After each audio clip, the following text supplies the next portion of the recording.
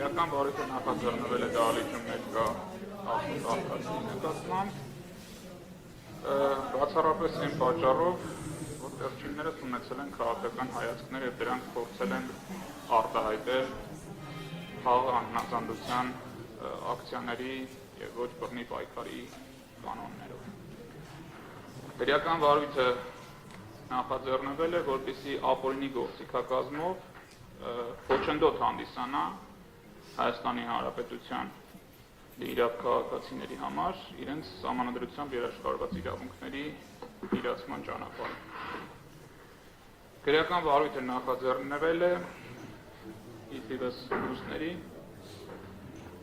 նաև Առաքելական Սուրբ Եկեղեցու արքեպիսկոպոս Երաշնորհ Տեր Բագրատ arczepiskopos Գալստանյանի նկատմամբ։ Այս դահլիճում, այս դահլիճից դուրս, մեր հասարակության շրջանակներում կասկած չի մնացել, որ այս քրեական հետապնդումը ապօրինի է, հիմնված է կեղծ ապացույցների վրա, չի հետապնդում քրեադատավարական նպատակ։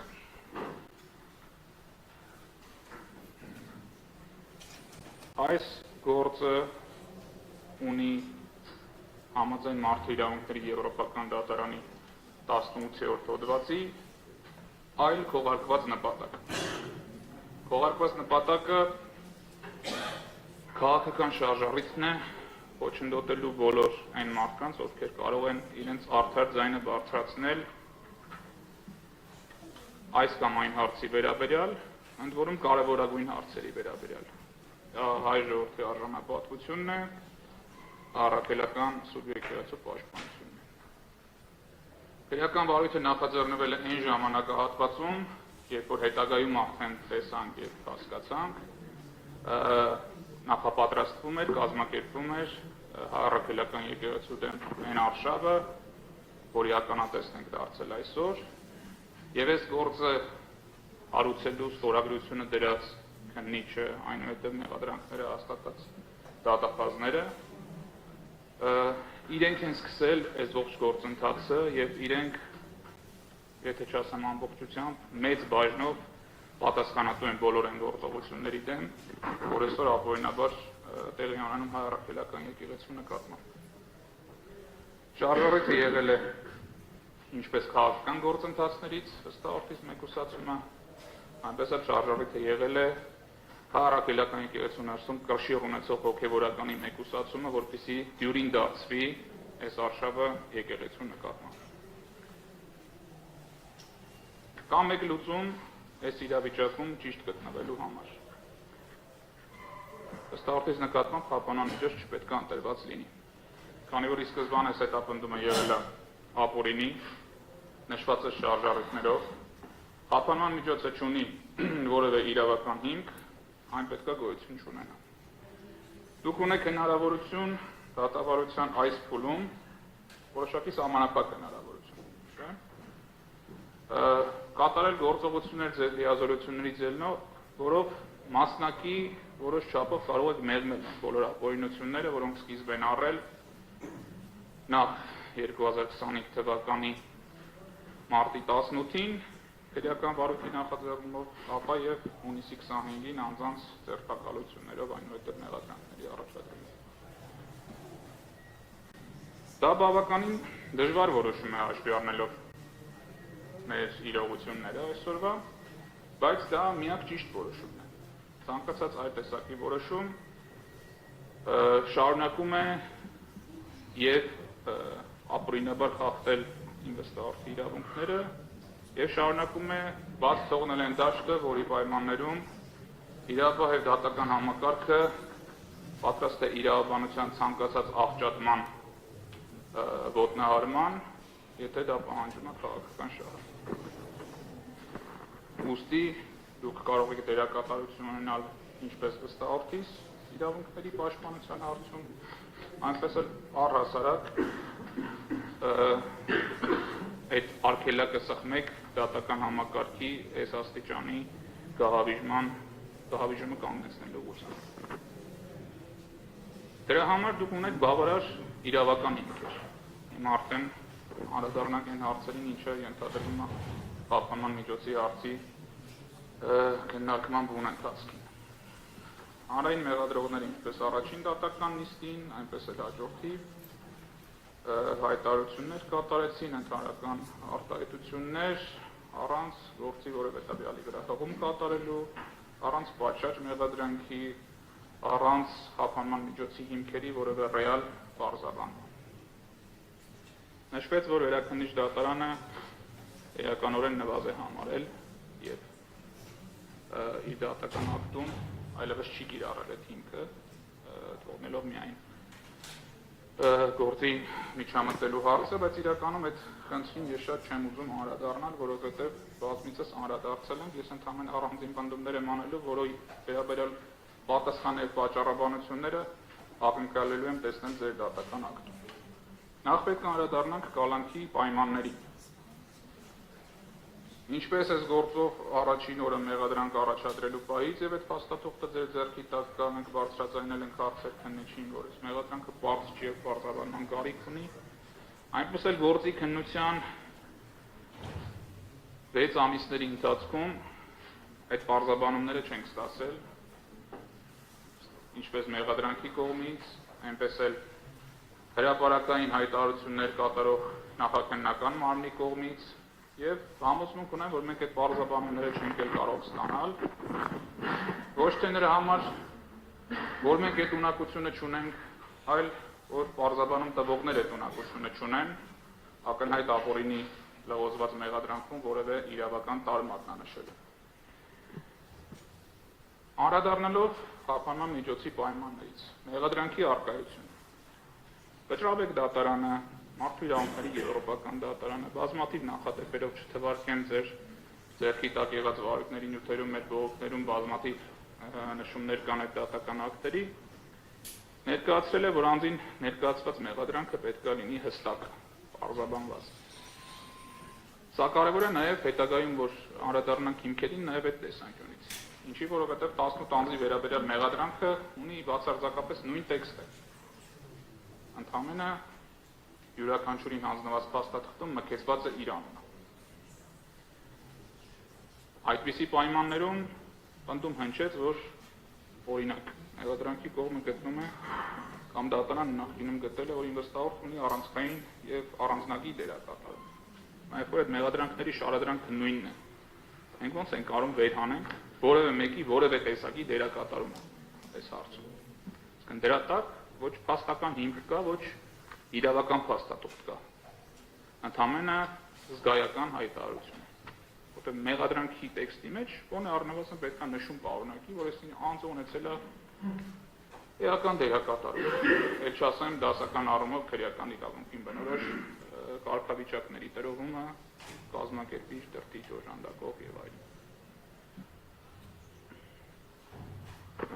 Մեղադրանքի պարզաբանված չլինելու պարագայում եւ ձևակերպումների անորոշության պարագայում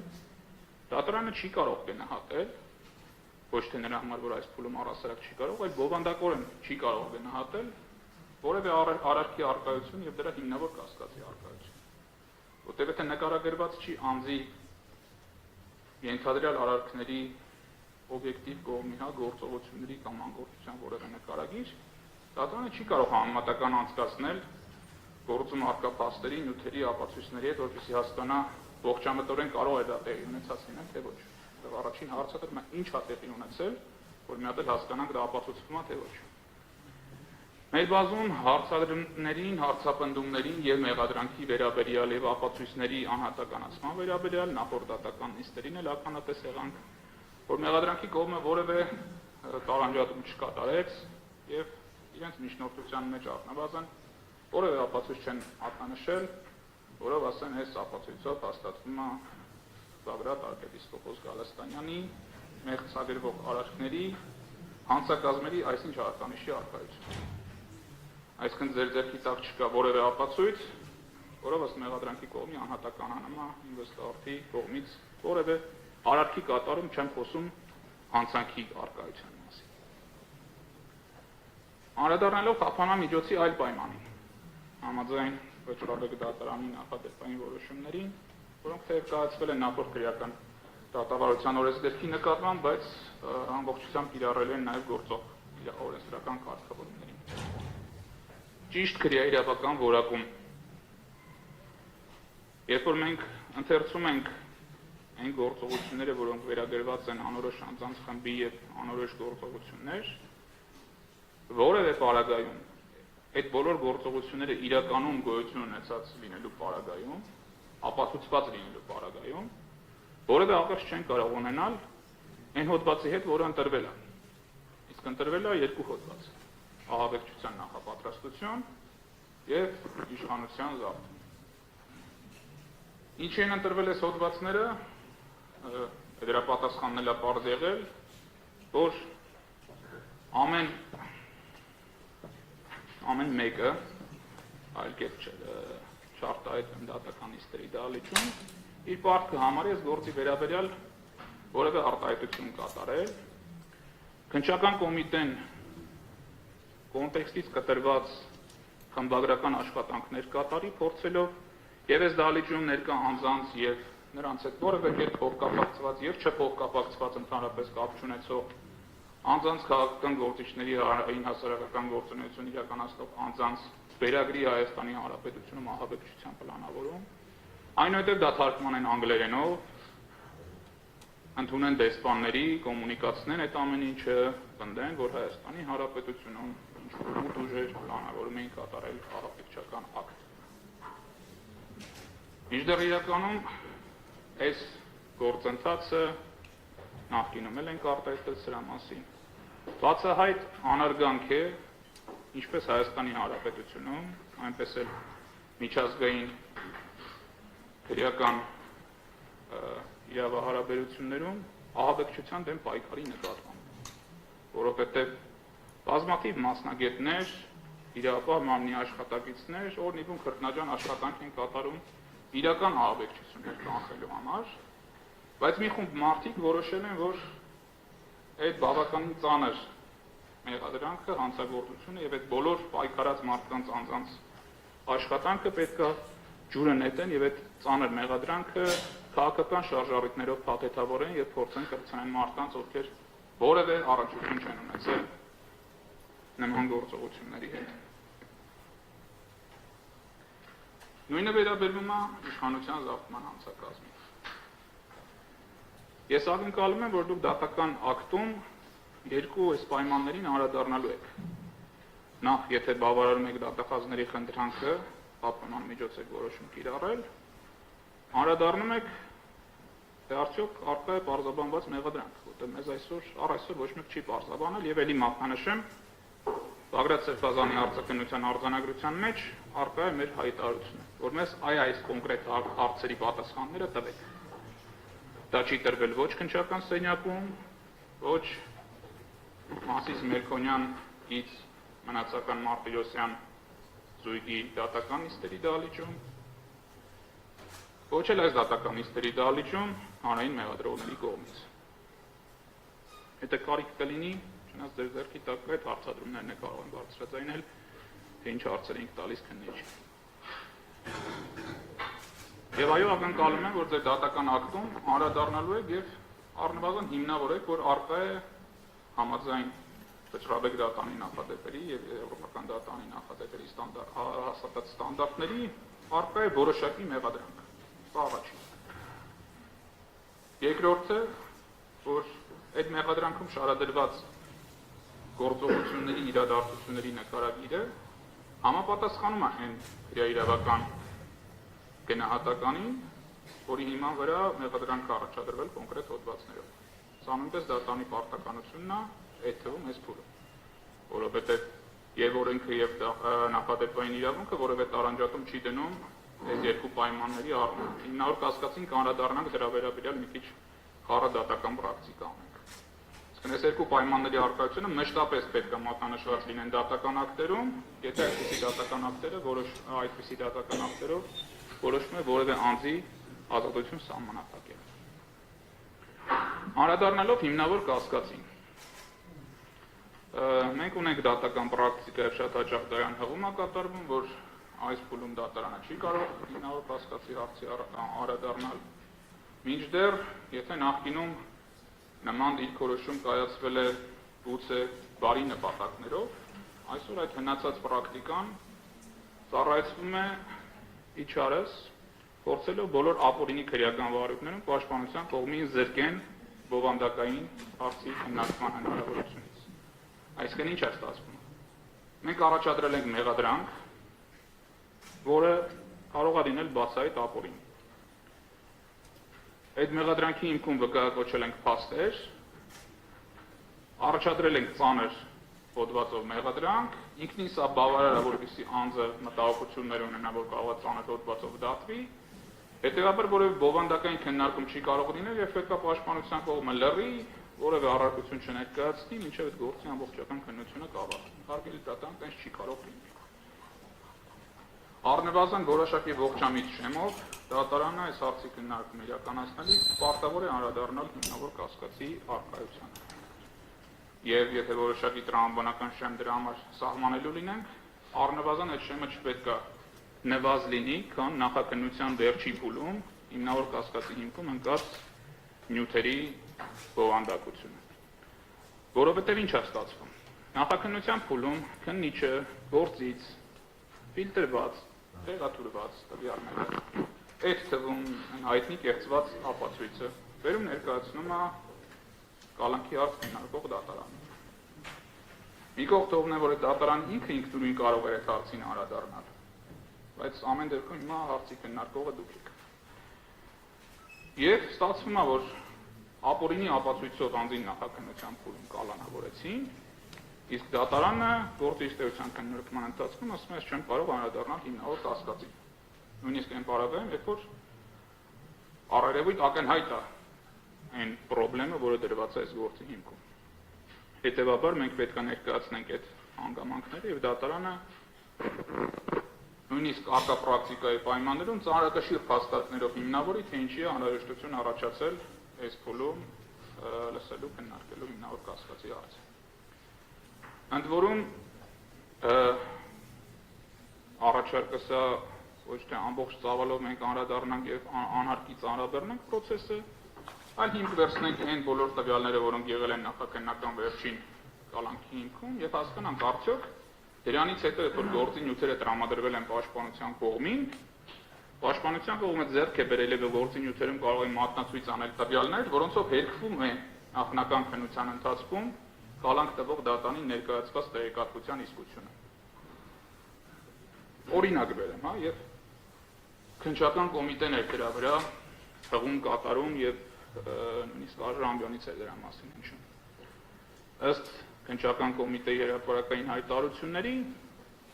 ներկա անձինք կամ նրանց մի մասը, ինչ եմ ասում, ինչ չեմ կոնկրետացնում, որովհետեւ ելի անդրադառնանք, որ մեղադրանքները բացարձակ անհատականացված չեն եւ լողոզված տեքստով են շարադրված։ Կատարվել է պնդում, որ պլանավորում են վառել խոտի տուկեր։ Սա առանցին վերցրած կարող է քննարկման առարկա դառնալ, հաշվի առնելով, որ դա ինքնին հանցագործություն չի, կարող է ինչ-որ առնով դիտվել վարչական իրավախախտում, բայց եթե նայենք միջազգային պրակտիկան, հավաքների իրացման հաճախակի օգտագործվող ատրիբուտներից է։ Խոտի տուկեր վառվել են Ֆրանսիայի մայրաքաղաքի սրտում, տարբեր պիրոտեխնիկա օգտագործվել է հարևան Վրաստանում ցույցերի ընթացքում եւ քանի դեռ պիրոտեխնիկան նաեւ եթե անդրադառնանք ծխերին նաեւ օգտագործվել է ազգային ժողովի ներսում որպես բողոքի ակցիա 2018 թվականին։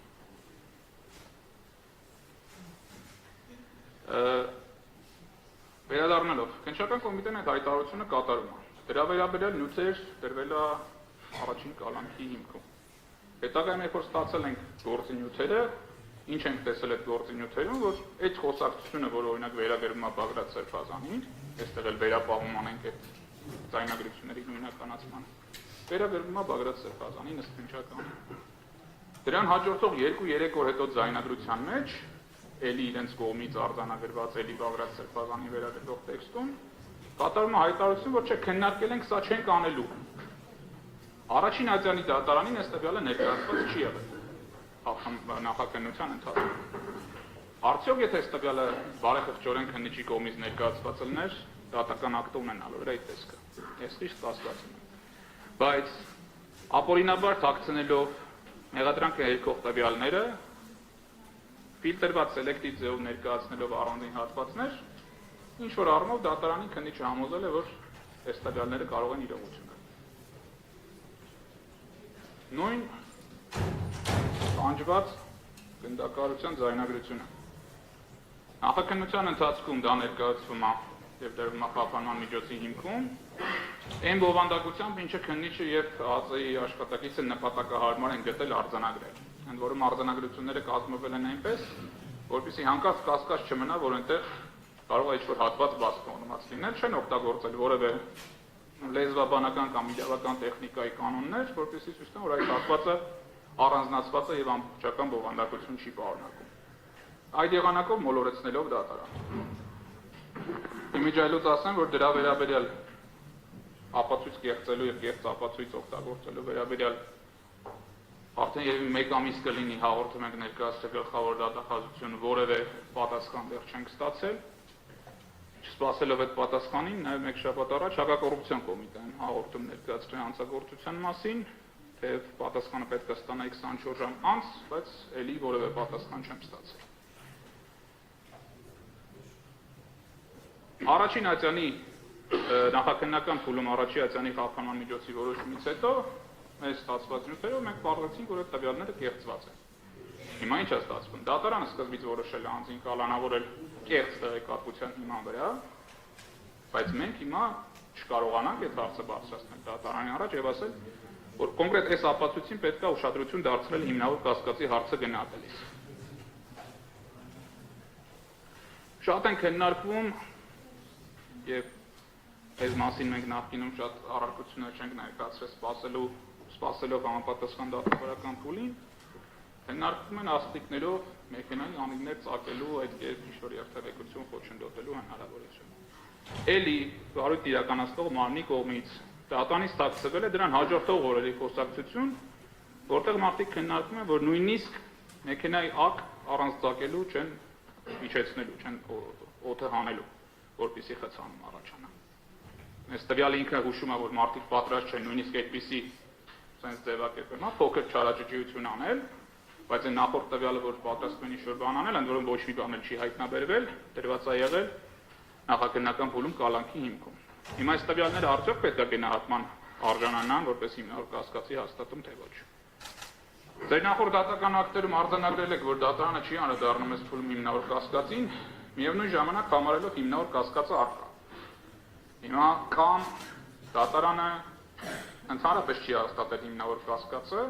կամ տրամաբանությունը հանգում է նրան, որ դատարանը իգիտություն է ընդունել վերջին անգամ մինչև դատարան ուղարկվելը դատարանի կողմից հաստատված հիմնավոր կասկածի առկայությունը։ Հիմա մենք ասում ենք, որ այդ փաթեթը, որը եղել է այն ժամանակ, ունի թերություններ։ Ընդ որում այդ թերությունները ոչ թե ապացույցների տարբեր մեկնաբանությունների տիրույթում են, այլ մի դեպքում ապացույցի կեղծիքի վերաբերյալ է, մյուս դեպքում դատարանին ապատեղեկատվություն ներկայացնելու վերաբերյալ է, երրորդ դեպքում հաջորդ օրերին հերքվող տեղեկատվության վերաբերյալ է։ Հիմա մենք այդ տվյալները պետք է քննարկենք պատվարժան դատարան, թե ոչ։ Եթե դուք չեք քննարկում, ստացվում է, որ իմանալով, որ այդպիսի տվյալներ առկա են, դուք թողում եք, որպեսզի ապօրինի ազատազրկումը անձի շարունակական լինի։ Եվ բնականաբար ձեր կողմից այդ հարցերը չքննարկվելու պարագայում վերադասացիաները նույնպես այդ հարցին առանձնապես չեն անդրադառնում։ Այս պարագայում պատվարժան դատարան առաջնահերթ է մարդու իրավունքների եվրոպական կոնվենցիայով եւ Հայաստանի Հանրապետության սահմանադրությամբ երաշխավորված ազատության իրավունքի համար տրված դատական բոլոր երաշխիքների կիրառումը։ Վերօրենքը հստակ նախատեսում է խափանման միջոց կիրառելիս պետք է քննարկվեն բոլոր պարտադիր պայմանները, պետք է քննարկվեն հիմքերը։ Երկու պայման արդեն ասեցի ես, ակնկալում եմ, որ դատարանը այդ ակտով պատճառաբան։ Երրորդ պայմանը հիմնավոր կասկած է։ Ես ակնկալում եմ, որ դատարանը անդրադառնա, եթե անհրաժեշտություն կա, մենք կարող ենք զննել թվարկածս 3 ապացույցները, որոնք հետքում են նախնական քննության փուլում դատարան ներկայացված տվյալները, եւ գնահատման առարկա դարձնենք դա։ Դատարանի ձեռքի տակ կա մեղադրողները ունեն, ես բովանդակությունը հրապարակեցի։ Դրա հետազոտման լրացուցիչ անհրաժեշտություն չեմ տեսնում։ Եթե բովանդակության վերաբերյալ առարկություններ կան, կլսեմ կարծիքանքին։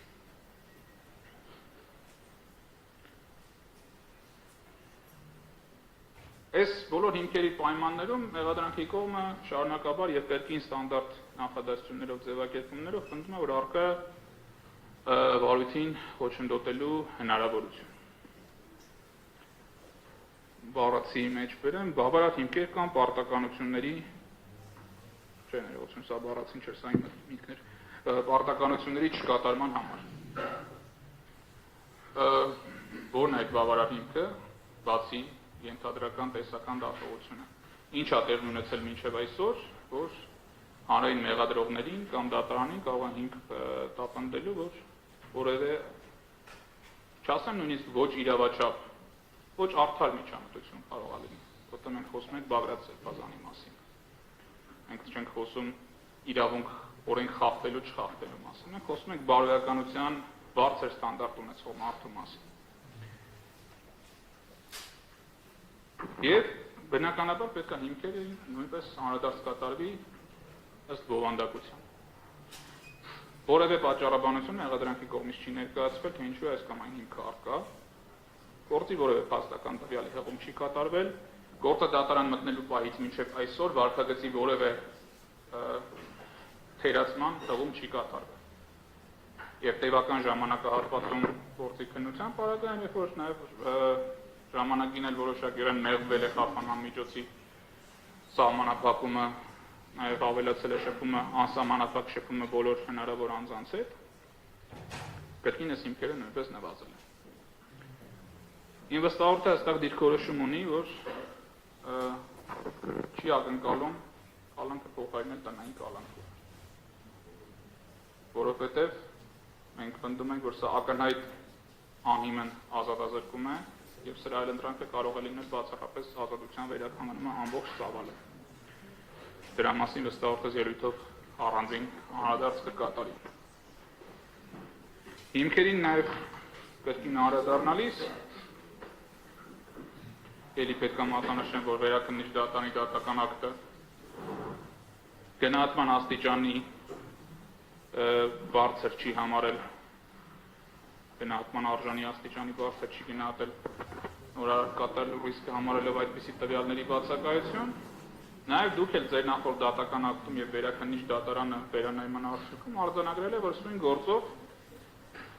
մեղադրանքները հիմնված են առավելապես օբյեկտիվության հատկանիշ ունեցող ապացույցներով։ Սա էլ շատ պայմանական արտահայտություն է, որտեղ այդ առավելապես օբյեկտիվ ապացույցները տեսել ենք ինչ եղանակով են կեղծվել։ Բայց ամենայնիվս դրանք ձայնագրություններ են, որոշակի տեսանյութեր են, ուզարկություններ են եւ այլն, որոնց վրա բնականաբար բացի իրավապահ մարմինների աշխատակիցներից այս դատարանում ներկա որևէ անձ չի կարող այլևս ազդեցություն ունենալ։ Ով էլ ժամանակին այդ ազդեցությունը կարող էր ունենալ, արդեն ունեցել ավարտել։ Ուստի այս պարագայում խիստ տեսական դատողություն է գործի նկատմամբ ոչ իրավաչափ ազդեցության ռիսկը։ Դե բնականաբար բացակայելու ռիսկի հարցը մենք վարույթից թաքնվելու ռիսկի հարցը վաղուց ենք սպառել, դրանից չանգամ կարիք չեմ տենում այս հարցին անդրադառնալ։ Այլընտրանքային խափանման միջոցների հարց չենք քննարկում, նախորդ դատական նիստերին քննարկել ենք, այդ հնարավորությունը առկա է եղել, դատարանը կարող է նախկինում անդրադառնալ եւ լիազորությունների դիրույթում հիմա էլ սահմանափակված չի, եւ ասում ենք, տնային կալանքի Բագրատ Սրբազանը չի գնալու, իրավ չի վճարելու, էլեկտրոնային հսկողության տակ չի կրելու։ Անդրադառնալով այսօրվա ոչ իրավական, ոչ օրինական, ոչ բարոյական իրավիճակին, որ ստեղծված է Հայաստանի Հանրապետությունում, հատկապես հայ-առաքելական սուբյեկտի սպասավորների նկատմամբ վարույթներով։ Ինչպես ասացի, դուք հնարավորություն ունեք այս բային մասնակի մեղմելու այդ խախտումները։ Մի առիթով ձեզ քննարկել ենք նախկինում, բայց այս դատական գործով առաջին անգամ պետք է արտահայտեմ այս միտքը, որ հայ-առաքելական սուբյեկտի դեմ այս բոլոր ոտնձգությունները միասնական դիտավորության մաս են կազմում։ Սրանք անհատական վերցված գործեր չեն, սրանք տարբեր անձանց, պաշտոնատար անձանց, ոչ պաշտոնատար անձանց, միմյանց գործողություններ լրացնելով, խոչընդոտներ հաղթարելով, ինտելեկտուալ օժանդակություն ցույց տալով, քարոզչություն իրականացնելով, մարդկանց անտեղի զերպարտելով, ապացույցներ կեղծելով, իրար գործողություններ լրացնելով մեկ անձավոր շղթայի դրսևորում է։ Եվ պետք է նշեմ, որ առկա է հավանականություն եւ ոչ նվազ հավանականություն, որ առաջիկայում ու ոչ հեռավոր ապագայում Հայաստանի Հանրապետությունում հարուցվելու է քրեական վարույթ պետական դավաճանության հանցակազմի հատկանիշներով, որտեղ բոլոր են պաշտոնատար անձինք, ովքեր մասնակից են դարձել հայ առաքելական եկեղեցու նկատմամբ այս ոտնձգություններին, առանձնահատուկ դերակատարություն պետք է ունենան։ Ես ավարտեցի։